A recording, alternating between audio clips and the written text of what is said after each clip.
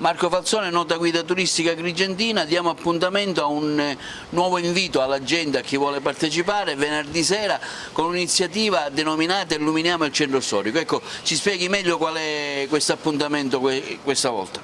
Allora, ci vedremo alle ore 21 in piazza Sinatra, per poi dirigerci verso le stradine del nostro centro storico. Toccheremo via Orfane, quindi vedremo anche Palazzo Pugiades, arriveremo di fronte all'Arco di Calafato per ammirarne la bellezza e poi ci sposteremo verso la via Barone, dove vedremo il portale del Palazzo Montaperto.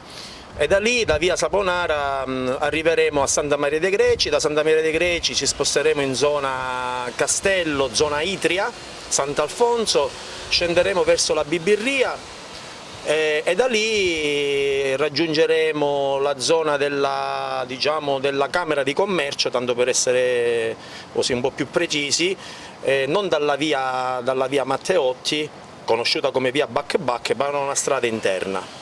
E quindi arriveremo di nuovo in zona municipio. Ecco, un coinvolgimento dei turisti ci sarà?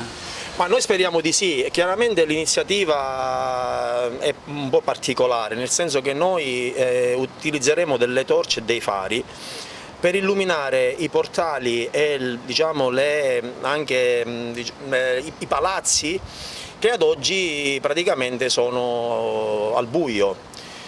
Quindi è un itinerario turistico vero e proprio che si rivolge a cittadini e a turisti, ma che si rivolge anche a coloro i quali dovrebbero tenere questi luoghi puliti, illuminati, perché noi parliamo sempre di centro storico e di itinerari turistici in centro storico, ma la sera queste evidenze architettoniche non si possono... Spesso sono zone abbandonate a se stesso, diciamolo, che andrebbero, meriterebbero di più l'attenzione del pubblico.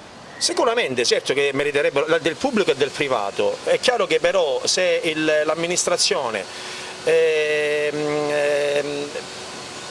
potrebbe dare un indirizzo anche al privato, ecco, un indirizzo politico. Ma noi non siamo polemici, assolutamente, noi siamo propositivi. Noi vogliamo dimostrare che con un faro di 30 euro, che costano pochissimo, sono fari che si autogenerano con la luce solare,